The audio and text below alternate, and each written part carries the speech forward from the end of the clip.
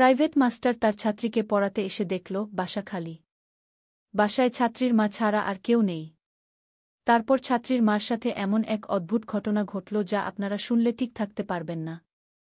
৪ number পর্বটি শুরু করার আগে আপনাদেরকে বলতে চাই, আপনারা যারা এখনও আগের পর্বটি শুনেন নাই, দয়া করে আগের পর্বটি শুনে নিন। কারণ আজকের পর্বটি অনেক ইন্টারেস্টিং হতে চলেছে। চলেন বন্ধু, গল্পের ৪ নাম্বার পর্বটি শুনতে শুরু করা যাক। আমার মায়ের বেলায় কেন তাহলে এমন করছেন? একবার বিবেককে প্রশ্ন করুন, আপনি কি কাজটা ঠিক করছেন? জেরিনের কথা শুনে আমার প্রচণ্ড রাগ হল। রাগে গড়গড় করতে করতে আমি বললাম, তুমি হয়তো এটাও জানো না, পৃথিবীতে সব ভুলের ক্ষমা হয় না। তোমার মায়ের খালাতো ভাইয়ের মান মর্যাদা অনেক উপরে, তার পরিবারের সমাজে অনেক কদর আছে। এলাকার সবাই তাদেরকে অনেক সম্মান করে, কেউ তাদের সম্পর্কে কখনো খারাপ বলতে পারেনি। তাই তোমার মা চায়নি তার কারণে পুরো পরিবারটা সবার কাছে হাসির পাত্র হোক। তোমার মা নিজের মানসম্মান নিয়ে কখনো ভাবেনি, কারণ তোমাদের তেমন কেউ ছিলই না যারা তোমার মায়ের এমন কাজে অপমান বোধ করবে। তোমার মা তার আপনজনদের সম্মান নিয়ে ভালো, তাদের পরিবার নিয়ে ভালো। কিন্তু সে একটাবারও ভাবেনি, আমারও মানসম্মান আছে, আমারও পরিবার আছে, তারাও অপমানিত হতে পারে। তার আপনজনদের অপমান যাতে না হয় সেজন্যই তোমার মা এমনটা করেছে, আমি অনেকটা পরে হলেও বুঝতে পেরেছি। অন্য কারো সাথে কুকর্ম করার পর সেটা আমার উপর দিয়ে চালিয়ে দিয়েছে। এটাকে তুমি ক্ষমা করতে বলো? এটা ক্ষমা করার মতো যে কোনো কাজ না। দুনিয়ার সবাই পারলেও আমি পারব না। আমার এমন কথা শুনে জেরিন কেঁদে দিল, কাঁদতে কাঁদতে বলল, স্যার, পৃথিবীর যে কোনো মেয়ে তার নিজের মায়ের সম্পর্কে এমন কিছু শুনতে পছন্দ করবে? তার ভালো লাগবে? আমি তো এসব জানি। তাহলে কেন শুধু শুধু আমাকে মনে করিয়ে দিচ্ছেন আমার মা একজন খারাপ মানুষ? অন্য একজন ছেলের সাথে পরকীয়াতে লিপ্ত ছিল। হাজার খারাপ হলেও তো সে আমার মা। আমি তার খারাপটা শুনতে পারি না। মরার আগে তার একটাই ইচ্ছে, আপনার সাথে কথা বলবে সে। মেয়ে হিসেবে তো একজন মায়ের জন্য এটা করতেই পারি। হোক না সে খারাপ, তবুও তো মা। আমার জায়গায় আপনি থাকলে কি করতেন বলেন? জেরিনের এমন নীরব আত্মসমর্পণে খারাপ লাগল আমার। তবে আমি নরম হলাম না। আমি তাকে বললাম, আমার মা এমন কিছু করলে তাকে কোনো দিন আমি মা বলে পরিচয় দিতাম না। তুমি হয়তো জানো না, একটু আগে আমি আমার জন্মদাতা বাবার সাথে কতটা খারাপ ব্যবহার করেছি। আমার মায়ের সাথেও কথা বলিনি। কারণ কি জানো? শুধুমাত্র তারা আমার খারাপ সময়ে আমার পাশে থাকেনি, আমাকে বিশ্বাস করেনি। যেখানে নিজের বাবা মায়ের সাথেই আমি আপোষে করলাম না, সেখানে তোমার মায়ের সাথে কি করে আপোষে করব? আমি মানুষটাই এমন। সবাইকে ভালোবাসতে চাই, সবার সাথে মিশতে চাই। কাউকে কখনো ঘৃণা করতে পারি না, কিন্তু যদি একবার ঘৃণা করা শুরু করি কাউকে, তাহলে শত চেষ্টা করেও তাকে আর ভালোবাসতে পারি না আমি। তোমার মায়ের ক্ষেত্রেও এমন হয়েছে। জানি না এই ঘৃণাটা কতদিন থাকবে। হয়তো সারা জীবন কিংবা ১ বছর। যদি আল্লাহ চায় তাহলে তোমার মা মারা যাওয়ার আগেই তার প্রতি আমার ঘৃণাটার সমাপ্তি হতে পারে। তবে এমনটা হওয়ার সম্ভাবনা নেই। তাই বলছি, আমাকে আর ফোন করে অনুরোধ করো না। আমি তোমার অনুরোধ রাখতে পারব না। জেরিন দুঃখ ভারাক্রান্ত হৃদয়ে আমাকে অনুরোধ করে, কিন্তু আমি তার অনুরোধ রাখি না। অপমান অবহেলা একজন মানুষকে কতটা নিষ্ঠুর করে তুলতে পারে সেটা বোধহয় আমার থেকে ভালো আর কেউ জানে না। সময়ের ব্যবধানে আমিও যে অনেকটা পরিবর্তন হয়ে গেছি সেটা আজ খুব করে বুঝতে পারলাম। আগে এমন ছিলাম না আমি, সত্যি বলছি, এতটা পাষাণ কখনোই ছিলাম না আমি। কিন্তু আমার খুব কাছের মানুষগুলোই আমাকে এমন বানিয়েছে। সবার দুঃখে আমার ভিতরটা কেঁদে উঠত। কিন্তু এখন আর কাঁদে না। এখন মনে হয় এগুলো সব অভিনয়, নিজের প্রয়োজনে সবাই সবার কাছে নত হয়। প্রয়োজন ছাড়া কেউ কারো কাছে নত হয় না। জেরিনের মা যদি কঠিন অসুখে আক্রান্ত না হতো তাহলে হয়তো সে আমার কাছে কখনোই ক্ষমা চাইত না। আমার বাবা মা যদি সত্যিটা না জানতে পারত তাহলে তারাও হয়তো আমাকে ফোন দিত না। তাই এসব মানুষের প্রতি আমার ভিতরটাতে আর কোনো মানবতা কাজ করে না। জেরিন প্রতিবারের মতো এবারও হতাশ হয়ে ফোন রেখে দেয়। আমি মিলিকে ফোন দিলাম, কিন্তু তার ফোন ওয়েটিং। অনেকবার ফোন দেওয়ার পর মিলি ফোন ধরল। ফোন ধরে তিরস্কারের সুরে বলল, আজ কি সূর্য পশ্চিম দিকে উঠেছিল নাকি? তুমি আমাকে নিজ থেকে ফোন দিলে? আমি আমার এক দূর সম্পর্কের আত্মীয়ের সাথে কথা বলছিলাম। তাই তোমার ফোনটা ধরতে পারিনি। আমিও তিরস্কৃত কণ্ঠেই মিলিকে বললাম, আমি তোমার বয়ফ্রেন্ড না। কাজেই আমার কাছে তোমাকে এসব না বললেও চলবে। তোমার যার সাথে ইচ্ছে তার সাথে কথা বলতে পারো। এটার জন্য আমাকে বলা মানে আমাকে অপমান করা। কারণ তুমি আমার থেকে অনেক কিছু লুকাতেও পারো। জীবনের সবচেয়ে বড় অপরাধটা তুমি আমার কাছ থেকে হাইড করেছ। আমার কথা শুনে মিলি অনেকটা বিস্ময় প্রকাশ করে বলল, কি বলতে চাচ্ছ তুমি সরাসরি বলো। আমি তোমার কাছ থেকে কিছু লুকাইনি। আমি এখন আমার এক খালার সাথে কথা বলছিলাম। এটাই সত্য। আমি তখন মিলিকে বললাম, আমি এটার কথা বলিনি। আচ্ছা সত্য করে একটা কথা বলবে তুমি আমাকে? মিলি আমার প্রশ্নের জবাবে বলল, কি কথা বলো? তখন আমি কোনো সংকোচ না করে সরাসরি তাকে বললাম, তুমি কি কখনো অদ্ভুত কিছু করেছ? প্রেমিক হিসেবে তোমার কি অশুদ্ধ ছেলে পছন্দ না? যারা তোমাকে মন থেকে ভালোবাসে তাদেরকে তুমি খুব ভালোবেসে কোনোদিন জড়িয়ে ধরেছ কি? ধরু নাই। অথচ যারা তোমাকে মন থেকে ভালোবাসেনি, ভালোবেসেছে শুধু তোমার দেহকে, তাদেরকে তুমি নিজের সমস্ত কিছু সঁপে দিয়েছ। তাদের সাথে বিছানায় রাত কাটিয়েছ। অথচ যে মানুষটা তোমাকে মন থেকে ভালোবাসল তার ঠোঁটে কোনোদিন ভালোবেসে একটিবারের জন্য অমিতের স্বাদ নিতে দাওনি। অথচ অন্য কাউকে ঠিকই অমিতের সাগরে নামিয়ে দিয়েছ তুমি। এগুলো কি সত্য না? এগুলো কি তুমি করো নাই? হাসান নামের কোনো ছেলের সাথে কি তুমি নিজের বিছানা শেয়ার করো নাই? একসময় তোমার গর্ভে হাসানের অবৈধ সন্তানও বেড়ে উঠেছিল। তখন তুমি কি করলে? সেই নিষ্পাপ বাচ্চাটাকে মেরে ফেললে। এসব কি তুমি করো নাই? আমার কথা শুনে মিলি একবারের নীরব হয়ে গেল। কোনো কথাই সে বলছে না। সে হয়তো কখনো ভাবেনি তার এই গোপনীয় জঘন্য কাজগুলো আমি একদিন জেনে যাব।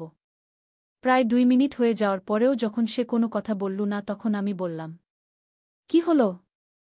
খুব অবাক হলে তুমি? আমিও খুব অবাক হয়েছিলাম যখন তোমার সম্পর্কে এমন কিছু শুনেছিলাম। আমি বিশ্বাস করছিলাম না, কিন্তু যখন তোমার খুব কাছে অন্য একজন ছেলেকে দেখলাম তখন আর বিশ্বাস না করে থাকতে পারিনি। বিশ্বাস করু, তোমাকে হাসানের যতটা কাছে দেখেছি অতটা কাছে আমিও মনে হয় কখনো যাইনি। এতটাই শ্রদ্ধা করতাম তোমাকে, কিন্তু তুমি মনে হয় এসব শ্রদ্ধা থেকে নিজের স্বার্থটাকেই বড় করে দেখেছিলে। কেন করলে আমার সাথে এমন মিথ্যা অভিনয়? শুধুমাত্র আমার ভালোবাসা পাওয়ার জন্য, তাই তো? কিন্তু তুমি কি জানো, এসব জানার পরে তোমার জন্য আমার মনে ভালোবাসা তো দূরের কথা, তোমাকে ঘৃণা করতেও আমার নিজেকে অনেক ছোট মনে হয়। আমার লজ্জা হয় আমি তোমার মতো একটা মেয়েকে ভালোবেসেছিলাম। আমি কিছু না করেও তোমার কাছ থেকে চরিত্রহীনের অপবাদ পেয়েছিলাম, তবুও আমি চুপ করেছিলাম, কিন্তু তুমি এরকম একটা কাজ করার পর সেটা চাপিয়ে রেখে নিজেকে দুধে ধোয়া তুলসী পাতা মনে করতে। কিন্তু জানো কি, সত্য কোনোদিন চাপা থাকে না। দেরিতে হলেও মানুষের সামনে আসে। হাসান খুব একটা ভালো ছেলে না। খোঁজখবর নিয়ে দেখো তোমার সাথে রিলেশন করার ভিডিওটা তার কাছে আছে নাকি। ওরারা এরকমই করে। হয়তো এখন জানতে পারবে না, কিন্তু পরে ঠিকই জানতে পারবে। কিংবা কে জানে, তোমার সুন্দর ভিডিওটা একদিন ভাইরাল হয়ে যাবে। আমার কথা শুনে মিলি অপর পাশ থেকে খুব কাঁদতে থাকে, কিন্তু ততক্ষণে আমি ফোনটা রেখে দিয়েছি, কারণ আমার যা বলার ছিল আমি মিলিকে বলেছি। এখন নিজেকে কিছুটা হলেও হালকা মনে হচ্ছে। পেছনে তাকাতেই দেখি উর্মিলা আমার দিকে তাকিয়ে আছে। এত রাতেও মেয়েটা জেগে আছে, আমার বিশ্বাস হলো না। তাহলে কি উর্মিলা আমার সব কথা শুনে ফেলেছে? মিলিকে হাসান সম্পর্কে যা বললাম সব কি উর্মিলা শুনে ফেলেছে? সেজন্যই এমন করে আমার দিকে তাকিয়ে আছে, নাকি অন্য কোনো কারণে? আমি উর্মিলার দিকে অনেকক্ষণ হলো তাকিয়ে আছি, অপেক্ষায় আছি সে কিছু বলবে, কিন্তু কিছু বলছে না উর্মিলা। সে এভাবে চুপ করে আছে কেন? আমার অগোছালো মস্তিষ্কটা আন্দাজ করতে পারল না। অনেকটা সময় পর উর্মিলা আমার দিকে এগিয়ে এসে বলল, আপনার গার্লফ্রেন্ড আছে, আমাকে বলেননি কেন? আমি উর্মিলার এমন প্রশ্ন শুনে হাসবো না কাঁদব বুঝতে পারলাম না। ভাবলাম, কি আর হলো কি? তাহলে কি উর্মিলা হাসান সম্পর্কে কোনো কথাই শুনেনি? নাকি শুনেও না শোনার অভিনয় করছে আমার সাথে? তবে আমার মনে হয় সে আমার সব কথা শুনেছে এবং আমার কথা শুনেই তার ঘুম ভেঙে গিয়েছে। কিন্তু আমার কাছে কেন সে এসব লুকাচ্ছে বুঝতে পারছি না। নাকি আসলেও শুনেনি, এটাও সিউর হতে পারছি না আমি। আমি উর্মিলার দিকে কিছুটা এগিয়ে গিয়ে মন খারাপ করে বললাম, না, অমন কিছু না। গার্লফ্রেন্ড না, এমনিতেই ফ্রেন্ড ও। তখন উর্মিলা আমার আরও অনেক কাছে এসে বলল, মিথ্যা বলেন কেন? গার্লফ্রেন্ড ছাড়া কারো সাথে এত অভিমান নিয়ে কখনো কথা বলা যায় না। আমি তো আপনার কাছে কোনো কিছু লুকাইনি, অথচ আপনি আমার কাছে কত কিছু লুকিয়েছেন। আপনার মুখ থেকে হাসান কথাটা শুনে বিছানা থেকে উঠে এসেছি। কি যেন বলছিলেন হাসান নামের কাউকে নিয়ে? আমি স্পষ্ট শুনতে পাইনি, তবে খারাপ কিছুই হয়তো বলেছিলেন। আপনার বন্ধুর নামও তো হাসান, আমার বয়ফ্রেন্ড। আমি ভাবলাম ওর সম্পর্কেই বলছেন। পরে মনে হলো ওর সাথে তো আপনার যোগাযোগই নেই। আপনি কিভাবে ওর সম্পর্কে জানতে পারেন? যাই হোক, আপনার গার্লফ্রেন্ড আছে জেনে অনেক খুশি হলাম। আপনার পাশে অন্য কাউকে আমার ভালো লাগছে না। কিন্তু আপনার জীবনে কেউ আছে জেনে খুব খুশি হয়েছি আমি। উর্মিলার কথাগুলো শুনে মন খারাপের মাত্রাটা আরও বেড়ে গেল। ইচ্ছে করছিল হাসান সম্পর্কে সবকিছু বলে দেই। বললে কি সে বিশ্বাস করবে? আমার কাছে তো কোনো প্রমাণ নেই। মিলিও তো আর আমার জন্য উর্মিলার কাছে সব সত্য বলবে না। আর উর্মিলা না হয় সবকিছু শুনে বিশ্বাসই করবে। তারপর সে হাসান সম্পর্কে সব জানতে পেরে তাকে ছেড়ে দিল, আমার কাছে চলে আসল। কিন্তু এটাকে কি ভালোবাসা বলে? সে হাসান সম্পর্কে খারাপ কিছু জানতে পেরেছে বলে তাকে ছেড়ে দিচ্ছে। আমার সম্পর্কে যদি কখনো খারাপ কিছু জানতে পারে তাহলে যে আমাকেও একদিন ছেড়ে যাবে না, এর কি কোনো নিশ্চয়তা আছে? নাই। এমন ভালোবাসার কি দরকার যে খারাপ সময়ে পাশে থাকবে না? ভালোবাসার মানুষ তো সেই পৃথিবীর সবচেয়ে খারাপ মানুষ জেনেও থেকে যাবে শুধুমাত্র ভালোবাসার টানে, কোনো স্বার্থের টানে নয়। আমি উর্মিলাকে বললাম, গার্লফ্রেন্ড থাকলে এতদিন একটা বিবাহিত মেয়ের সাথে এক ছাদের নিচে থাকতাম না। আপনাকে বিয়েও করতাম না। কেউ ছিল না বলেই আপনার বাবার অত্যাচারে বাধ্য হয়ে বিয়েটা করেছিলাম। কিন্তু কে জানে যাকে বিয়ে করব তার একজন ভালোবাসার মানুষ আছে যার জন্য সে নিজের বিয়ে করা হাসব্যান্ডকেও ছেড়ে দিতে পিছপা হবে না। আচ্ছা, আপনি যদি কখনো জানতে পারেন আপনার বয়ফ্রেন্ডের আগে অন্য কোথাও রিলেশন ছিল কিংবা আপনার সাথে সম্পর্ক থাকা অবস্থায় অনেক মেয়ের সাথেই সে প্রেম করত, তাদের সাথে খারাপ কিছুও করত, তখন কি করবেন? তাকে ছেড়ে দিবেন? আমার কথা শুনে উর্মিলা একটুও রাগ করল না। অথচ আমি ভেবেছিলাম সে অনেক রাগ করবে। সে খুব নিরীহ কণ্ঠে বলল, যেহেতু আমি এখনো এমন কিছু জানতে পারিনি তাই এসব নিয়ে ভাবছি না। তবে যাকে ভালোবেসেছি তাকে ছোট্ট একটা কারণে ছেড়ে দেওয়ার মতো মেয়ে আমি নই। আমার ভালোবাসাটা এত সস্তা না যে কারো কাছ থেকে জানতে পারলাম আমার ভালোবাসার মানুষটা খুব খারাপ, সে একাধিক মেয়ের সাথে কথা বলে। আর আমিও এসব বিশ্বাস করে তাকে ছেড়ে দিব? উর্মিলার উপর আমার খুব অভিমান হল। সে হাসানকে কেন এত বিশ্বাস করবে, ভালোবাসবে? আমি অভিমান ভরা কণ্ঠে উর্মিলাকে বললাম, আর যাকে বিয়ে করলেন তাকে কিভাবে ছেড়ে দিবেন? স্বামীর থেকে বয়ফ্রেন্ড কোনোদিনও আপন হতে পারে না, কোনো অবস্থাতেই না। বয়ফ্রেন্ড আপনাকে বিপদের মুখে ছেড়ে যেতে পারে, কিন্তু একজন স্বামী কখনো তার স্ত্রীকে বিপদের মুখে ছেড়ে যাবে না।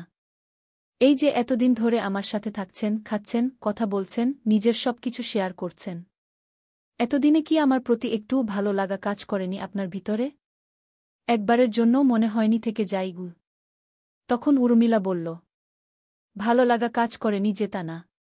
একজন মানুষের সাথে এভাবে থাকলে তো তার প্রতি একটু আধটু ভালো লাগা কাজ করবেই। আমি আপনার কাছে নিজেকে অনেক নিরাপদ মনে করি, অনেক বিশ্বাস করি আপনাকে। আপনার সাথে এতদিন ধরে এক বাসায় থাকছি। আপনি কখনও আমার দিকে খারাপ নজরে তাকাননি। কখনো আমার দুর্বলতার সুযোগ নেওয়ার চেষ্টা করেননি। অনেক সময় আমি বাথরুমের দরজা খোলা রেখেই গোসলে গিয়েছি। আপনি কখনো এসবে মনোযোগ দেননি। এসব কি যথেষ্ট না একজন মানুষের প্রতি ভালো লাগা কাজ করতে? কিন্তু শুধুমাত্র ভালো লাগা থেকেই তো আর একজন মানুষের কাছে সবসময়ের জন্য থাকা যায় না। তার জন্য ভালোবাসার দরকার হয়। কিন্তু আমি তো আপনাকে ভালোবাসি না, আমি ভালোবাসি অন্য কাউকে যার সাথেই আমি আমার জীবন সংসারে নাম লেখাতে চাই। আমি জানি আপনিও আমাকে ভালোবাসেন না। কাজেই এমনটা কখনো হবার নয়। আমরা খুব ভালো বন্ধু আছি, এটাই হয়তো আমাদের জন্য ভালো। তবে একজনকে ভালোবাসা অবস্থায় যদি অন্য কাউকে ভালোবাসা যেত তাহলে অবশ্যই আমি আপনাকে ভালোবাসতাম। কিন্তু আমি আগেই একজনকে আমার ভিতরটা দিয়ে দিয়েছি। এখন চাইলেও আর দ্বিতীয় কাউকে আমার ভিতরটা দিতে পারব না। আমি উর্মিলাকে বললাম, আপনি নিজের মনের খবর জানতে পারেন, বাট অন্য কারো মনের খবর জানার চেষ্টা করবেন না। কারণ এই পৃথিবীতে কেউ কারো মনের অবস্থাটা জানতে পারে না। যদি পারত তাহলে মানুষ মানুষকে এভাবে কখনো দুঃখ দিত না। আমি কাকে ভালোবাসি, কাকে নিজের করে চাই এটা জানার ক্ষমতা সৃষ্টিকর্তা আপনাকে দেয় নাই। কাজেই এটা কখনো জানার চেষ্টা করবেন না। আগে নিজেরটা জানুন। আপনি কাকে ভালোবাসেন সেটা জানুন। নিজেকে প্রশ্ন করুন, যাকে ভালোবাসেন তার সাথে আপনার সময় কাটাতে ভালো লাগে নাকি অন্য কারো সাথে গিয়ে। কথাগুলো বলে আমি বারান্দা থেকে নিজের রুমে চলে যাই। আমি চলে গেলেও উর্মিলা বারান্দায় দাঁড়িয়ে মেঘে ঢাকা আকাশটা দেখতে থাকে। আজ আকাশটাতে অনেক মেঘ জমেছে। সেটার দিকেই উর্মিলা মুগ্ধ চোখে তাকিয়ে আছে। আমার মনের আকাশেও যে মেঘ জমতে পারে সেটা সে কখনো জানবে না। কোনোদিন জানতে পারবে না আমার আকাশটাও মেঘে ঢাকা। 2 দিন পর উর্মিলা আমাকে বলল, আপনাকে আমার সাথে এক জায়গায় যেতে হবে। আগেই বলে রাখছি, আপনি না করতে পারবেন না গি। আমি কোনো ভাবান্তর না করে বললাম, কোথায় যেতে হবে? আপনার বয়ফ্রেন্ডের সাথে দেখা করতে গেলে অন্তত আমাকে সাথে যেতে বলবেন না। আর বললেও আমি যাব না। আমার ভালো লাগে না গি। তখন উর্মিলা বলল, আরে না, বয়ফ্রেন্ডের সাথে না। আমার দূর সম্পর্কের এক ফুপির বাড়িতে যাব। খবর পেয়েছি উনি খুব অসুস্থ। হয়তো বাঁচবে না। বাবা মা চাচা চাচি সবাই ওনাকে দেখতে গিয়েছিলেন। শুধু আমিই যাইনি। আমি জানি ওখানে যাওয়াটা অনেক রিস্কি হয়ে যাবে। তবুও আমি ফুপির সাথে দেখা করতে চাই। মৃত্যুর আগে মানুষের ইচ্ছেগুলো পূরণ করতে হয়। আমিও চাই আমার ফুপির সাথে দেখা করতে। আপনিও যাবেন আমার সাথে গিয়ে? উর্মিলার এত কথার ভিড়ে আমার ভালো না লাগার বিষয়টা চাপা পড়ে গিয়েছে। কিংবা কে জানে, উর্মিলা হয়তো ইচ্ছে করেই ব্যাপারটা এড়িয়ে গিয়েছে। আমার ভালো কিংবা খারাপ লাগাতে সে মনোযোগ দিতে চায়নি। উর্মিলার কথা শুনে আমার জেরিনের মায়ের কথা মনে পড়ল। আমার কি তাহলে একবার জেরিনের মায়ের সাথে দেখা করা উচিত? এমনও তো হতে পারে শুধুমাত্র আমার সাথে দেখা করবার জন্য আল্লাহ তাকে এখনও বাঁচিয়ে রেখেছেন। পরের দিন উর্মিলার সাথে আমাকে যেতে হলো। না করার পর যখন উর্মিলা বলল আমাকে ছাড়া সে যাবে না, তখন বাধ্য হয়ে আমি তার সাথে যাব বলে ঠিক করলাম। উর্মিলা যখন গাড়ি থেকে তার ফুপির বাড়ির সামনে নাম বল, তখন কেন জানি মনে হলো এই বাড়িটা আমার অনেক দিনের চেনা।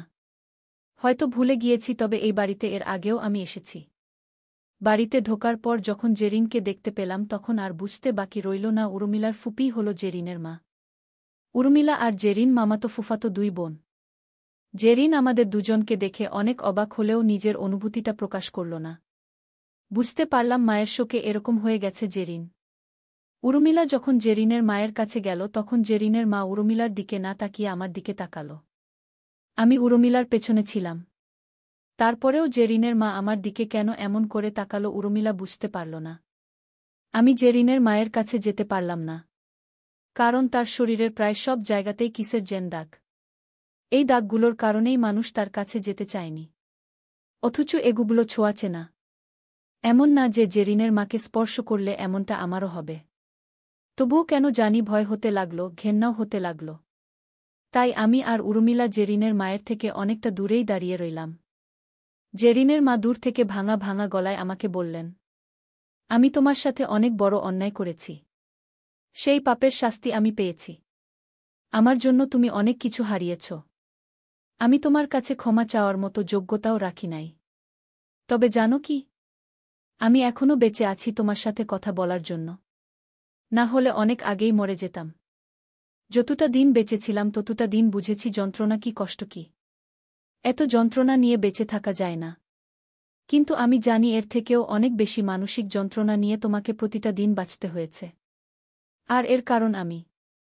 আমার জন্য আমার মেয়েটাকেও যে এভাবে কাঁদতে হবে কখনো ভাবিনি। বিশ্বাস কর, জেরিনের কান্নাটা আমি সহ্য করতে পারি না। আমি মরার পর হয়তো জেরিনের কেউ থাকবে না। ওর বাবা আমার সম্পর্কে জানার পর দেশেই আসেনি। হয়তো আমার মৃত্যুর পর আসবে জেরিনের টানে। উর্মিলার সাথে তোমার পরিচয় কিভাবে হয়েছে আমি জানি না গে। উর্মিলার দিকে তাকিয়ে বলল, উর্মিলা, এই ছেলেটা অনেক ভালো। তোর ফুপি অনেক খারাপ মানুষ। খারাপ মানুষকে দেখতে এসেছিস জেনে খুব ভালো লাগল। শুনেছি তুই নাকি একটা ছেলেকে বিয়ে করে তার সাথেই আবার পালিয়ে গিয়েছিস।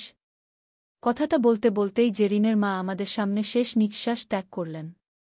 কিভাবে একটা প্রাণ আমার চোখের সামনে এই পৃথিবী ছেড়ে চলে গেল বুঝতেই পারলাম না। তবে মানুষটা যে মরার পরেও অনেক শান্তি পেল সেটা বুঝতে পারলাম। কারণ বেঁচে থাকতে সে শান্তিতে ছিল না, প্রতিটা মুহূর্তে তাকে অসহ্য যন্ত্রণা ভোগ করতে হয়েছে। এর থেকে কি মৃত্যু ভালো না? জেরিন দরজা একপাশে দাঁড়িয়েছিল। যখন জানতে পারল তার একমাত্র আপনজন তাকে ছেড়ে চিরদিনের জন্য চলে গিয়েছেন, ঠিক তখনই কান্নায় ভেঙে পড়ল জেরিন। উর্মিলার চোখেও পানি। আমার চোখে পানি নেই, তবে ভিতরটা পুড়ে যাচ্ছিল। আফসোস হচ্ছিল কেন আর কিছু সময় আগে আসলাম না, কেন কথাগুলো শেষ করতে পারলাম না। আমি জেরিনের কাছে গিয়ে জেরিনকে সান্ত্বনা দেওয়ার বৃথা চেষ্টা করলাম। জেরিনকে সান্ত্বনা দেওয়ার ভাষা আমার জানা নেই। হঠাৎ করেই জেরিন আমাকে জড়িয়ে ধরে কাঁদতে থাকে। আমি কি করব বুঝতে পারছিলাম না। এমন একটা সময়ে কি তাকে নিজের কাছ থেকে ছাড়িয়ে দূরে সরিয়ে দেওয়া উচিত নাকি জড়িয়ে ধরা উচিত? আমি তাকে 2 হাত দিয়ে জড়িয়ে ধরে থাকলাম। সে কান্না করুক, তার আজ কান্না করার দিন। আমাকে জড়িয়ে ধরে সে কাঁদছে, এটা উর্মিলা সহ্য করতে পারছে না। তাই হয়তো আমার কাছে এসে জেরিনকে আমার কাছ থেকে ছাড়িয়ে নিয়ে নিজে জেরিনকে সান্ত্বনা দিতে লাগল। জেরিনকে জড়িয়ে ধরে উর্মিলাও কাঁদতে লাগল। কারণ উর্মিলা জানে জেরিনের আপন বলতে ওই একজন ছাড়া আর কেউ রইল না। উর্মিলার কান্না থেমে গেলেও জেরিনের কান্না থামে না। সে অনবরত কাঁদতে থাকে। মানুষ তার আপনজনকে হারিয়ে কতটা আঘাত পেতে পারে সেটা জেরিনকে দেখে আমি উপলব্ধি করছি। জেরিনের মায়ের জন্য জেরিনের কান্নাটা শোভা পায়। সে একজন খারাপ মানুষ ছিল এটা জানার পরেও জেরিন তার জন্য চোখের জল ফেলছে। আমারও তো এমন একদিন আসবে যেদিন বাবা মায়ের মৃত্যুতে কাঁদতে হবে। তারা বেঁচে থাকতে আমি তাদের থেকে দূরে দূরে থাকছি, যদিও তারাও আমাকে কাছে টানার চেষ্টা করেনি খুব একটা। তবে ছেলে হিসেবে বাবা মায়ের প্রতি আমারও একটা দায়িত্ব আছে। পৃথিবীতে সব বাবারা তো আর এক হয় না। আমার বাবাও হয়তো একটু আলাদা। তাই আমার সাথে এমন করেছে। জেরিন যদি তার মায়ের সবকিছু জানার পরেও মৃত্যুর আগে তার পাশে থেকে সেবা যত্ন করতে পারে, একজন আদর্শ সন্তানের দায়িত্ব পালন করতে পারে, তাহলে আমি কেন পারব না শেষ বয়সে আমার বাবা মায়ের পাশে থাকতে? সত্যি বলতে জেরিনকে দেখে নিজের বাবা মাকে অনেকটা মিস করেছি। এমনটা আগে করিনি। কিন্তু আজ মনে হলো আমার মাও হয়তো আমার জন্য কাঁদে, যেমনটা জেরিনের মা মরার আগে জেরিনের জন্য কেঁদেছিল। 2 দিন জেরিনের ওখানে থাকলাম আমরা। তারপর চলে আসলাম। জেরিন এতটাই ভেঙে পড়েছিল যে সে আমার আর উর্মিলাকে সম্পর্কে জানার আগ্রহ প্রকাশ করেনি একটাবারের জন্যেও। অথচ আমি ভেবেছিলাম আমাকে আর উর্মিলাকে এভাবে একসাথে দেখে জেরিন অনেক প্রশ্ন করবে, অনেক কিছু জানতে চাইবে। কিন্তু তেমন কিছুই জানতে চাইল না জেরিন। তার মানে কি জেরিনের ইমোশন গুবল তার মায়ের জন্য ছিবল, আমার জন্য ছিবল না? সে তার মায়ের জন্য আমার কাছে ফোন দিয়ে কান্না করত। অনেকদিন আগে আমাকে ভালোবাসতে চেয়েছিল, এমন তো না যে আমাকে ভালোবেসেছিল। এতদিনে নিশ্চয়ই ভালোবাসার মতো কাউকে খুঁজে নিয়েছে জেরিন। আমিও এটাই চেয়েছি। আমি চাইনি সে আবার আমাকে ভালোবাসুক। আগে হয়তো তার ভালোবাসাটা আমি ফিরিয়ে দিতে পারতাম না, কিন্তু এখন তাকে গ্রহণ করার মতো অবস্থায় আমি নেই। কাজেই জেরিন যদি নিজের সুখের জন্য কাউকে খুঁজে নিয়ে থাকে তাহলে আমার চেয়ে খুশি আর কেউ হবে না। কারণ আমিও চাই মেয়েটা তার একাকিত্ব দূরে করে কষ্টের জীবনের অবসান ঘটিয়ে সুখে শান্তিতে বেঁচে থাকুক। কিছুদিন পরের কথা। হঠাৎ করেই একদিন জানতে পারি বাবা হার্ট অ্যাটাক করেছেন। যখন খবরটা শুনতে পেলাম তখন রাত 8টার মতো বাজে। আমি তখন উর্মিলার সাথে খাবার খাচ্ছিলাম। খবরটা শোনার পরে আমার কোনো কিছুই মনে ছিল না। তিনি আমাকে বাসা থেকে বের করে দিয়েছিলেন, নিজের মেয়ের জামাই বাড়ির সবার সামনে আমাকে সন্তান বলে অস্বীকার করেছিলেন। কাউকে বলেননি যে তার একটা ছেলে আছে। এসব কিছুই কেন জানি মনে করতে পারলাম না আমি। শুধু তখন একটা কথায় মনে হলো, হাসপাতালে যে মানুষটা মৃত্যুর সাথে পাঞ্জা লড়ছে সে মানুষটা আমার বাবা, মানুষটা আমাকে এই পৃথিবীর আলো দেখিয়েছেন। আমি খাবার টেবিল থেকে উঠেই একটা দৌড় মারলাম। যেভাবেই হোক, যে করেই হোক আমাকে হাসপাতালে পৌঁছাতে হবে। উর্মিলা আমার এমন অদ্ভুত ব্যবহারে অনেকটা সারপ্রাইজড হব, আমার কাছে জানতে চাইল কি হয়েছে। আমি তাকে কিছু বলার প্রয়োজন মনে করলাম না। 1 ঘন্টার মধ্যে যে কিভাবে কি করে আমি হাসপাতালে পৌঁছালাম জানি না, তবে পৌঁছালাম। হয়তো বাবা নামের ভালোবাসার শক্তিটাই আমাকে অলৌকিকভাবে পৌঁছে দিয়েছে। আজকের মতো গল্পের 4 নাম্বার পর্বটি এখানেই শেষ করলাম। 4 নাম্বার পর্বটি শুনে যদি ভালো লাগে তাহলে চ্যানেলটি সাবস্ক্রাইব করে পাশে থাকুন যাতে 5 নাম্বার পর্বটি শুনতে পারেন। 5 নাম্বার পর্বটি খুব শীঘ্রই দেওয়া হবে। এতক্ষণ গল্পটি শোনার জন্য আপনাকে অসংখ্য ধন্যবাদ।